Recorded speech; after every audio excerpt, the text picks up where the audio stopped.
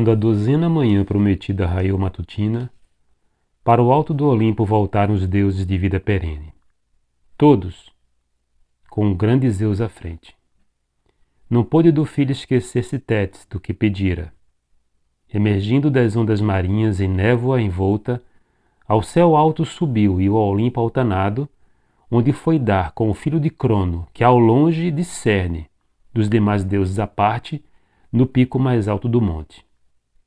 Ao lado dele assentando-se, passa-lhe em torno dos joelhos o braço esquerdo, e tomando-lhe o queixo na destra, afagando-o dessa maneira Zeus grande, nascido de Cronos, suplica. Se algum dia, Zeus Pai, te fui grato entre os deuses eternos, seja por meio de ações ou palavras, atende-me agora.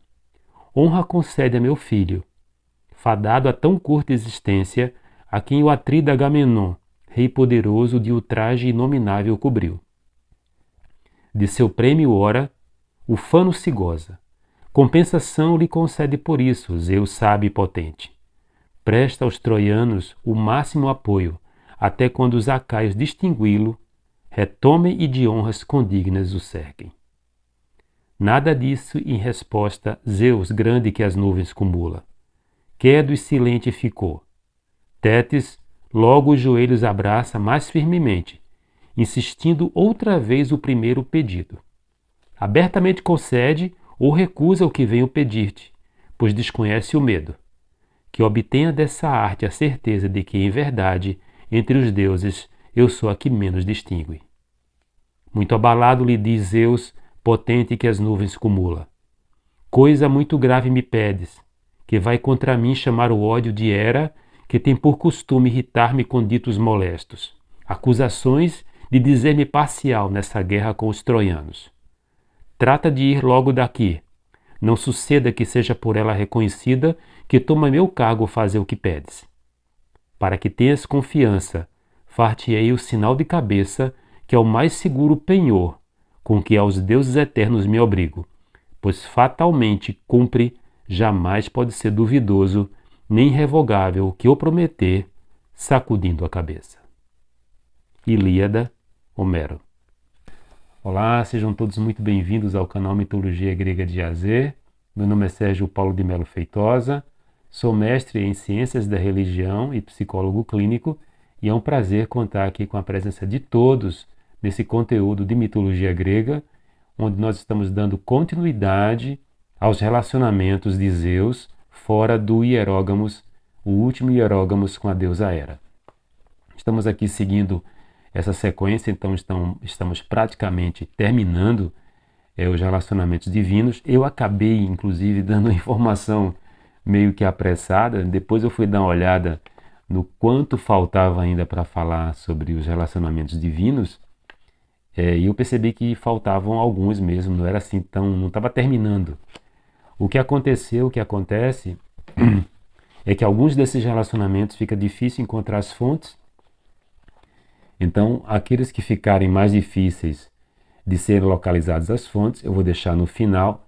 Então, ali eu vou discriminar, tá? Então, pode ser que até a gente não feche aqui o conteúdo com os 59 relacionamentos que eu tinha falado, mas no final fecharemos sim, porque eu vou ali colocar mesmo aqueles que ficou difícil identificar, então mesmo assim eu vou nominar, pontuando cada um.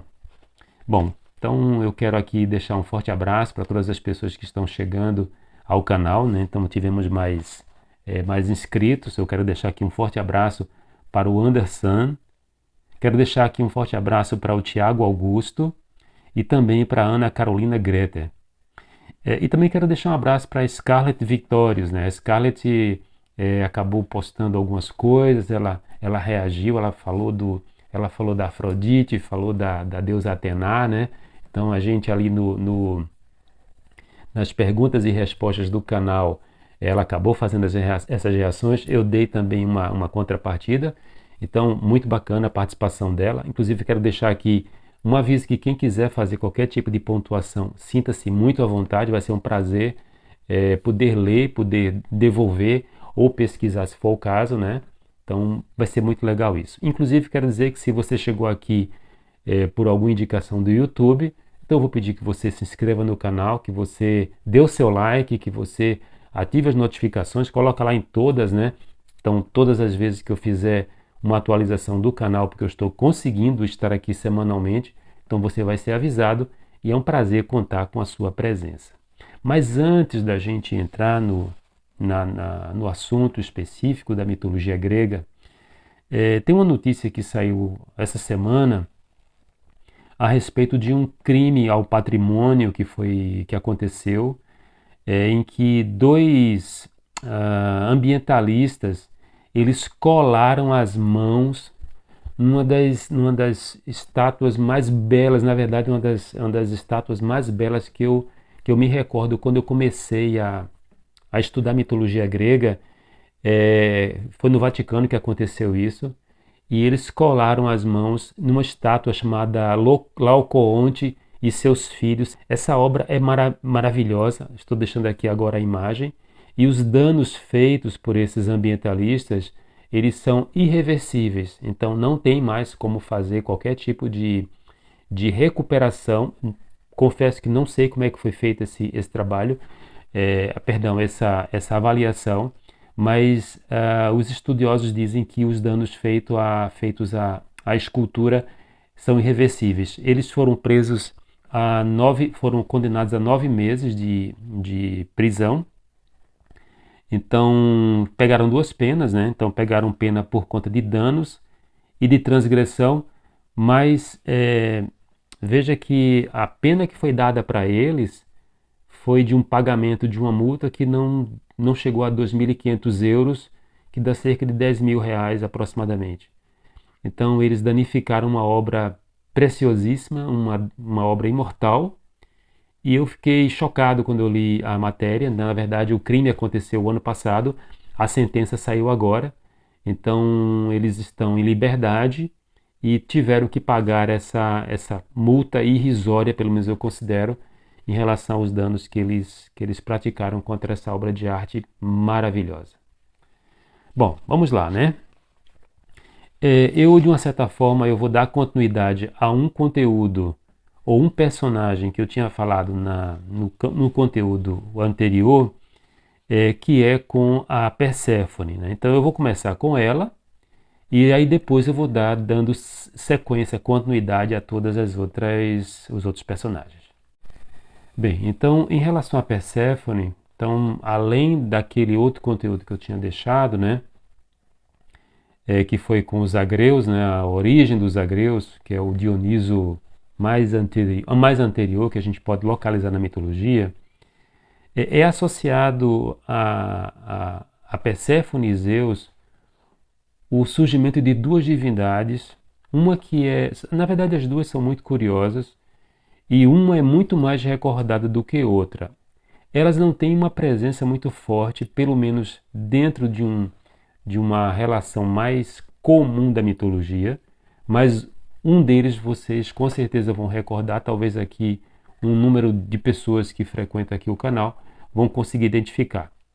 Mas a primeira personagem que eles vão ser associados a gerarem é uma divindade chamada Melinoe. Melinoe era uma divindade que ela tinha um corpo claro e um corpo escuro. Ela era dividida em dois e ela é uma deusa do submundo. Ela é pouquíssimo citada atualmente, mas ela foi muito cultuada na antiguidade. Então ela era considerada a deusa dos fantasmas, a deusa dos pesadelos e a deusa da loucura. Ainda que no caso da loucura exista uma divindade específica que é a Lissa. Em alguns momentos, a Melinoe ela vai ser também associada futuramente a Hécate. No caso de quando nós chegarmos na parte de Ártemis, e com a sua correlação com a Diana dos romanos, então eu vou falar sobre essa questão de Hécate, que chega a ser uma outra faceta dessa divindade, ou de uma divindade bem diferente, na verdade, né? Inclusive eu quero até acrescentar aqui, informar que eu vou pontuar, eu estava pensando que eu vou chegar aqui e falar algumas coisas sobre os deuses romanos, tá? Até porque muitas vezes, muita gente, quando a gente começa a ler sobre mitologia, se tenta fazer aquela correlação com os deuses romanos, e eu fiquei pensando que eu também vou pontuar aqui no canal, mesmo que o foco seja mitologia grega. Quando terminar, por exemplo, Zeus, eu vou falar de Júpiter, claro que de uma maneira bem resumida, ou mais resumida do que Zeus, mas eu não vou passar por cima em relação a esse conteúdo que seja dos deuses romanos. Uma outra, sim, inclusive a única referência que se conhece de Melino é num hino órfico, então isso quer dizer, claro, que é uma divindade que está relacionada aos cultos de mistérios. Então existe um hino órfico que fala claramente dela, tá? Agora, uma outro personagem, e aí sim ele pode ser associado ao dito Zagreus, que é o Sabásio.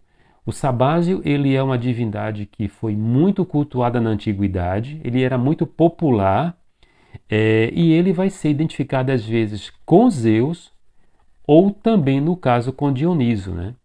Então, ele vai ser associado, o Sabásio, ele é o deus, ele tem um lado que é relacionado às orgias, né, à licenciosidade, ele era relacionado às serpentes e relacionado também aos cavaleiros. Recordem que no caso das serpentes, a serpente ela era considerada um animal sagrado, então em muitos e muitos casos se lembram, por exemplo, da questão de Apolo e Piton, em que num conteúdo especial eu falei do conflito entre os dois lá no comecinho do canal. Então a serpente era um animal extremamente importante e muito cultuado na antiguidade, não apenas na mitologia grega. Bom, mas dando continuidade então a meu relato, eu senti necessidade de falar de Perséfone logo, porque como eu tinha falado de Perséfone no conteúdo anterior, eu achei por bem dar uma certa continuidade. Há uma coisa muito curiosa em relação a essa relação de Zeus com Perséfone. Primeiro que no mundo dos mortos não surgia ninguém, não nascia ninguém, né? Por isso que entre ela e Hades, eles não têm filhos. Para com que haja filho, é necessário que alguém não estivesse relacionado ao mundo do submundo. No caso mesmo de Melinoe, Zeus fecundou Perséfone metamorfoseada em Hades. Ela acreditou que era Hades. Zeus faz isso inclusive quando se relaciona com Alcmena. E aí a partir daí ela de fato ela engravida de Zeus metamorfoseado no irmão, né? Como nós estamos pensando em Perséfone e sabemos que Perséfone ela era a deusa das sementes, então nada mais justo do que imaginar que de fato sim essa semente iria germinar. Bom, a próxima personagem que eu vou pontuar aqui é de Zeus com Astéria, que é o relacionamento dele com Astéria. Quem é que era Astéria? Astéria ela era filha de Ceus e Febe, ela vai ser perseguida por Zeus, extremamente perseguida. Ela vai passar por uma transformação, por uma metamorfose. Ela primeiro tentando fugir das investidas de Zeus, ela vai se transformar em uma cordonisa, uma codorna, e não conseguindo fugir, ela se lança no mar. Os deuses compadecidos dela, desculpe, transformam Astéria numa ilha. E essa ilha era uma ilha flutuante. Eu fiz o comentário sobre ela rapidamente quando eu falei de Leto, né? Então ela vai ser uma ilha flutuante. E é graças a essa condição de ser essa ilha flutuante que foi o único lugar que poderia receber Leto quando Leto estava prestes a dar à luz a Apolo e Ártemis, né? Quando eles nascem, então existem dois relatos que falam sobre essa questão da mudança que vai acontecer com Ortígia, né? Ou Astéria. O nome Astéria depois ela vira Ortígia. Inclusive é uma ilha, tá? É uma ilha real, uma ilha faz parte da geografia. O mito diz que para homenagear o local em que de fato essas duas grandes divindades nascem, que são Ártemis e Apolo, então Zeus fixou Astéria ou Ortígia, e ela vai se transformar em Delos, na ilha de Delos. Um outro relato fala que foi Apolo que fez isso. De qualquer maneira, foi por uma espécie de reconhecimento do que a ilha fez, ou do que aquela personagem fez. Então ela passa, ela se transforma, ela deixa de, de significar algo que não tinha uma fixação, ela é fixada e ela se torna Delos, que quer dizer a brilhante, né? Quer dizer a luminosa. A próxima divindade que eu vou comentar aqui, essa é pouco conhecida, é uma divindade chamada Himalia, é uma ninfa. Ela sim, ela foi muito cultuada na ilha de Rhodes. Então Rhodes, ela teve uma participação super importante na antiguidade. Então ela era muito cultuada na parte noroeste da ilha. Inclusive nessa ilha aqui, a ilha de Rhodes, é onde teve o famoso Colosso de Rhodes, que era uma estátua dedicada ao deus Hélios. Essa estátua caiu, né, por conta de um terremoto que aconteceu ainda antes do nascimento de Jesus Cristo, alguns séculos antes de Jesus Cristo, e que nunca foi levantado. Nas minhas pesquisas eu cheguei a encontrar, existe um plano que foi levantado lá em 2015, surgiu uma ideia de se reconstruir essa estátua lá na ilha de Rhodes, né? É uma divindade muito antiga, inclusive é muito curiosa a história do que ela gera com Zeus. São 3 filhos. Na mitologia não se tem praticamente nada dessas 3 divindades, que são os Esparteus, o Crônios e os Citos. Os dois da ponta, né, os Esparteus e os Citos, estão relacionados, por exemplo, a questões da agricultura, né? Espartói quer dizer plantado, quer dizer nascido, né? Aquele que brota, o espartói. Os espartanos queriam dizer isso, né?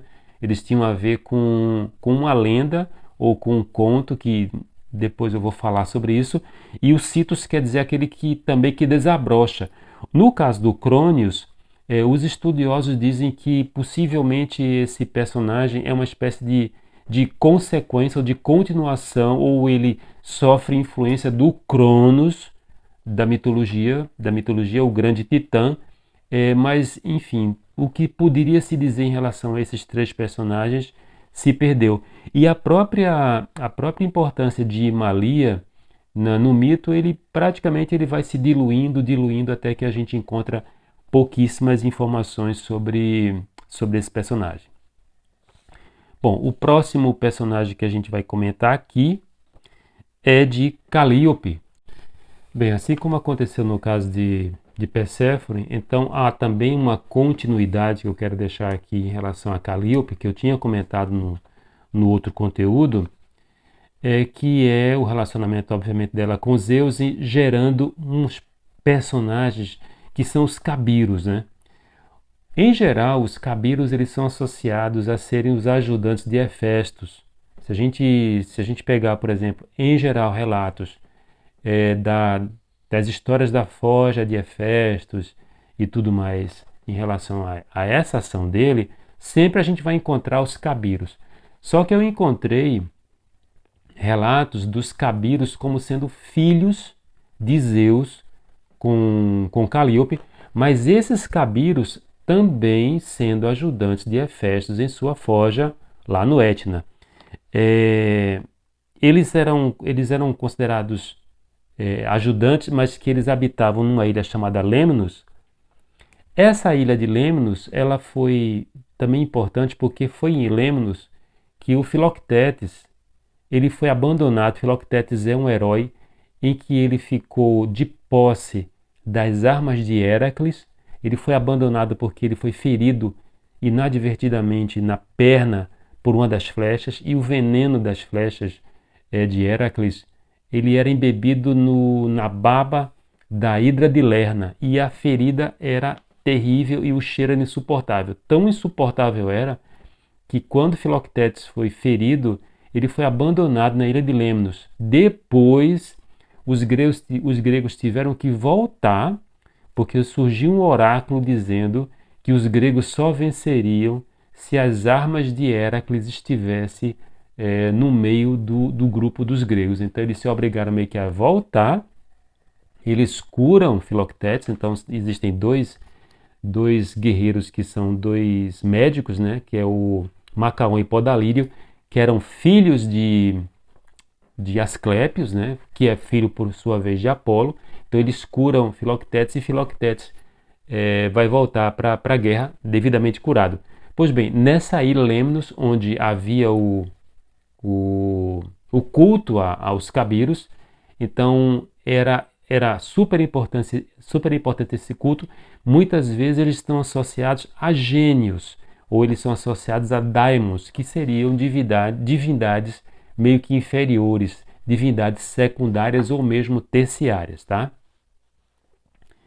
A próxima personagem que eu vou comentar aqui é a Thalia. Então, a gente sabe que existe uma musa chamada Thalia. Não é essa musa, Thalia, é uma outra Thalia. Essa Thalia é filha de Hefestos. Não existe uma descrição de quem seria a mãe dessa personagem, mas ela teve, juntamente com Zeus, gêmeos, os chamados Pálicos. Eles também vão ser considerados ajudantes de Hefestos, e eles estão ligados aos geysers, ou às fontes termais que eram comuns na Sicília, ou que são comuns na Sicília. Esses personagens, eles também, como aconteceu com outros já que a gente falou aqui, como por exemplo os Cabiros, ou mesmo o Sabásio, a Melínoi, eles foram personagens que foram perdendo as referências, foram perdendo as informações. Então existem pouquíssimas representações dos Pálicos na literatura antiga, mas se sabe que eles eram ajudantes de Hefestos na sua forja, e eles, por sua vez, filhos de Zeus com essa personagem Thalia. O próximo personagem que a gente vai comentar aqui é um personagem chamado Boetis.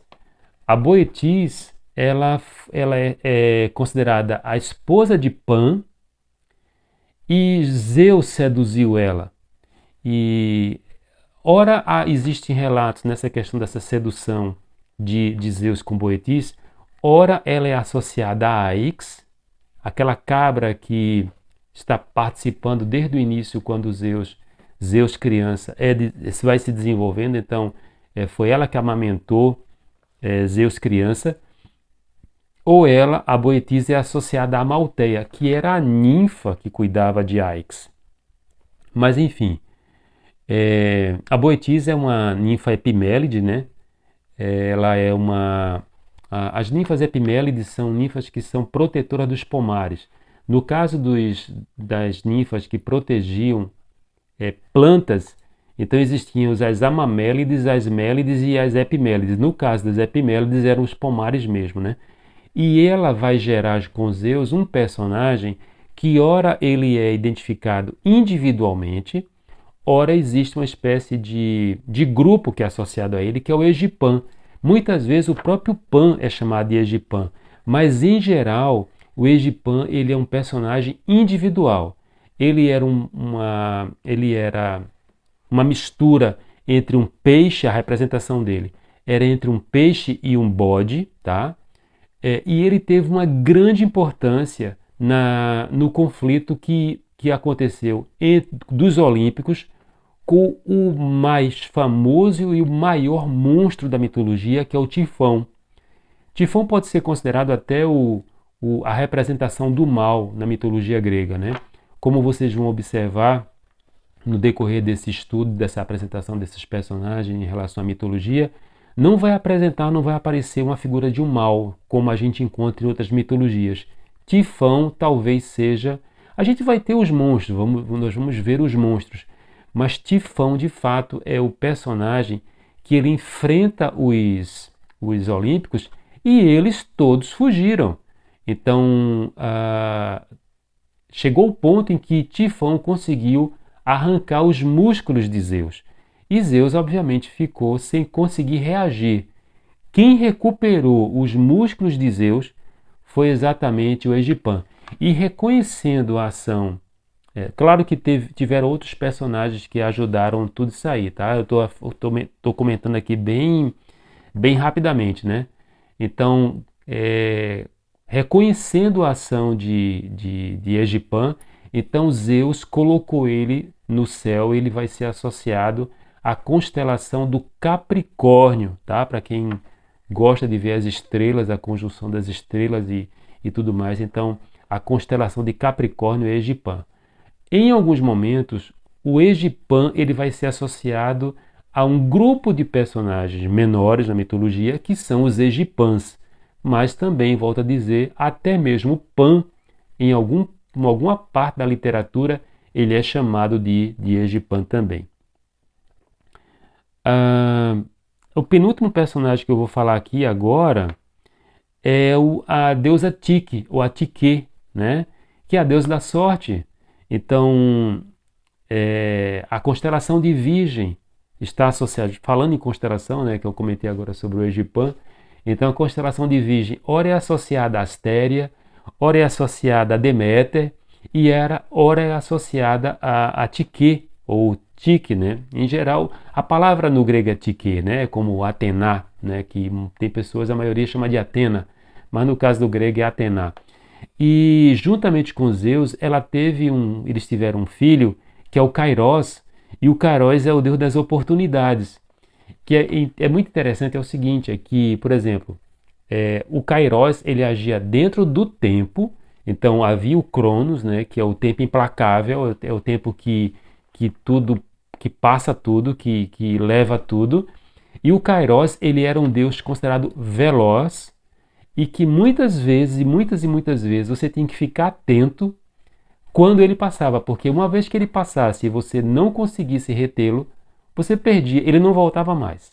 Essa é uma associação muito interessante, muito clara em relação ao que esse personagem significava, que são as oportunidades que muitas e muitas vezes só acontecem uma vez na vida, né? Então ele era o veloz, né?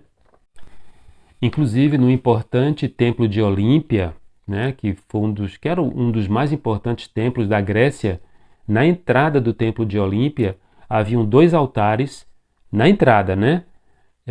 Um dedicado a Hermes de um lado e no outro dedicado a Kairos. Então ele era uma divindade muito importante, muito cultuada. Às vezes a gente fica pensando assim, mas eu nunca escutei isso, né? Nunca ouvi falar disso, né? Na verdade, a gente sabe que mais e mais informações foram se perdendo, muita coisa foi destruída, muita coisa foi queimada, né? Os templos foram destruídos, enfim. Então, a gente sabe que a gente consegue alguma coisa porque, felizmente, por outro lado, se muita coisa foi destruída, alguém ali preservou, alguém ali guardou e, enfim, a gente tem acesso a esse conteúdo. No caso em Roma, ele era considerado o deus Tempus. Mais claro do que isso, impossível, né? Bem, eu deixei por último a personagem que eu considero a mais importante desse grupo e uma das minhas preferidas, que é Tétis, que é a deusa Tétis. Apesar dela não ter se relacionado com Zeus, segundo se sabe da mitologia, Zeus tinha uma quedinha muito grande pela deusa Tétis. Então ela era considerada uma das divindades mais belas, segundo alguns relatos, só perdia em beleza para Afrodite, que era a própria deusa da beleza, e consequentemente ela era muito assediada, né? Interessadíssimo nela, então, mas também prevenido, Zeus foi consultar os oráculos mais antigos. E ele foi consultar o oráculo de Gaia, ele foi consultar a própria mãe de todos os deuses. E o que Gaia ou Geia, assim como aconteceu no caso de Metis a prudência, só que ao contrário de Metis que foi engolida, não aconteceu com Tétis, Geia falou para ele que assim como aconteceria com Metis, em que um filho seria maior do que o pai, aconteceria a mesma coisa com Tétis. Então ele vai afastar todas as divindades de Tétis, porque se acontecesse uma chegada de um Deus para se relacionar com ela, e se o filho fosse maior do que o pai, então haveria um desequilíbrio no cosmos, haveria um desequilíbrio no universo. Então, Tétis é obrigada a se relacionar com o mortal. Claro que não seria, obviamente, um mortal comum, e foi escolhido o filho do grego mais justo, né? Então, o grego mais justo é o Eco. Então, se imaginou que esse filho desse herói justo também seria, consequentemente, um herói justo também, né? Mas não tanto quanto o pai, e que era o herói Peleu. Então, Tétis foi obrigada a se relacionar com Peleu. Ela resistiu bastante em relação a isso. Inclusive, Peleu foi orientado para seduzir Tétis pelo centauro Quiron. Aliás, Quiron, que também num certo momento eu vou falar aqui, Quiron merece não apenas um conteúdo, mas alguns conteúdos, né? Quiron é um personagem super importante. Ele é um centauro totalmente diferente dos outros centauros que tinham muito presente a sua animalidade. Quiron significativamente foi o professor, foi o mentor de todos os grandes heróis da mitologia, e ele orientou Peleu como conseguir seduzir Tétis, que estava resistindo àquele relacionamento forçado. E deu certo, no sentido de conseguir seduzir Tétis para se casar, se relacionar, né? É no casamento de Peleu e Tétis que todas as divindades vão ser convidadas, vão esquecer de Eris, a discórdia, e é exatamente por conta desse esquecimento que vão acontecer uma sequência de fatos que vão provocar futuramente a Guerra de Troia. Então, aquele relato que eu fiz no começo da apresentação do conteúdo é exatamente esse momento em que Tétis chega até o Olimpo e pede algo a Zeus, do qual Zeus não consegue negar, também porque Zeus era grato a uma ação de Tétis, em que Tétis revelou a ele que estava havendo uma rebelião contra ele no próprio Olimpo.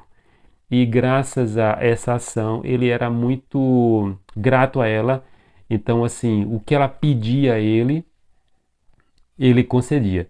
E essa imagem dele balançar a cabeça, dizendo que aquilo que ele afirmava com a cabeça não tinha retorno, inclusive tem isso no texto de Ésquilo que eu li na semana passada também. Então, é uma personagem que eu acho admirável, eu gosto muito do personagem, né? Então, era uma deusa marinha, não se relaciona com ele, mas ele ficava ali naquela expectativa. Na verdade, foi um amor frustrado, e eu não poderia deixar de lado esse personagem de Tétis. Praticamente eu considero um relacionamento que Zeus queria ter, mas não teve. Bom, então, se você chegou até aqui no canal Mitologia Grega de A a Z, quer dizer que você gostou do conteúdo. Meu nome é Sérgio Paulo de Melo Feitosa, sou mestre em Ciências da Religião e psicólogo clínico. Um prazer contar com a sua presença aqui. E vou pedir que você, caso não tenha se inscrito no canal, que você se inscreva, que você dê o seu like, que você ative as notificações, vai ser super importante para o canal. Divulgue entre seus amigos. Se for o caso, se você desejar, também divulgue em suas redes sociais. E estamos dando continuidade, praticamente encerrando aqui as relações divinas de Zeus, para com que a gente agora possa entrar nas relações humanas que Zeus teve com mortais, né? Com princesas, com rainhas. Então, personagens importantes, personagens menos conhecidos, mas todas elas fazendo parte da vida, do desenrolar das ações dessa grande divindade grega chamada Zeus. Um forte abraço e até um outro momento. Até a próxima semana.